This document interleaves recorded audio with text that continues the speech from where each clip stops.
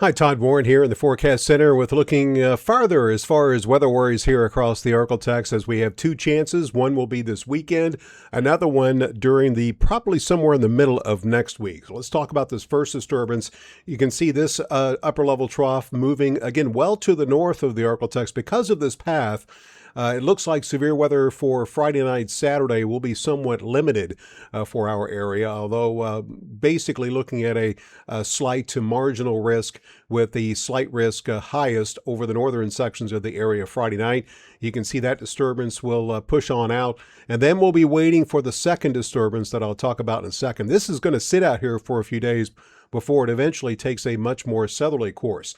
So as far as this weekend, this is Friday night. Storm Prediction Center indicating a slight to enhanced risk with the slight risk over the northwestern half of the area. Storms will be weakening as they move in. Timing is going to be everything. The sooner they get here, the stronger they will be.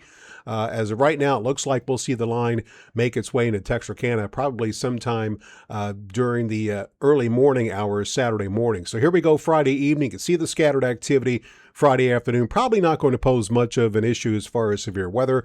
The line which develops to our north will move south, again arriving in Texarkana in the I-30 corridor there sometime very late Friday night into early Saturday morning.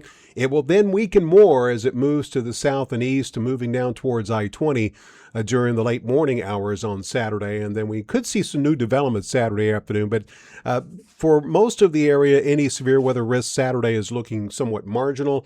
Again, an isolated severe storm will be possible, but the bigger chances will be to the north of us as we go through Friday. Now, as far as that second disturbance, you might recall the first one was way up here in the upper Midwest. Watch the track that this upper level low is going to take, basically moving towards the east. And this will bring another round of thunderstorms to our area during the middle part of next week. I do think there's a good chance that we'll have some severe weather issues. The big question is when. Models are kind of split as of timing right now. So that's why SPC not putting anything out just yet for this disturbance. Of course, it is more than a week away too. But keep an eye on this one. This one also will pose a risk for some strong to severe thunderstorms Tuesday, Wednesday, or even Thursday of next week. Another issue will be rain. This is actually good news. Of course, we do have the drought conditions across the area. This past February, one of the driest on record in both Texarkana and Shreveport. You can see we're looking at 4 to over 6 inches over the northwest half of the area, 3 to 4 inches over East Texas and northwest Louisiana. So this will put a little bit of a dent in the drought conditions that we are seeing develop across the area, which of course is good news. If we could just avoid that severe weather, everything would be just great. In the meantime, you can see most of us not going to see much rain here during the work week. Friday night and Saturday, that second disturbance will give us the chance for the thunderstorms heading into the weekend.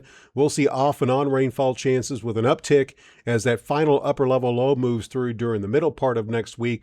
Notice temperatures most days in the 80s, lows mainly in the 60s. We will cool off behind that system midweek with highs falling back into the 60s and 70s. Lows will fall back late next week into the 40s.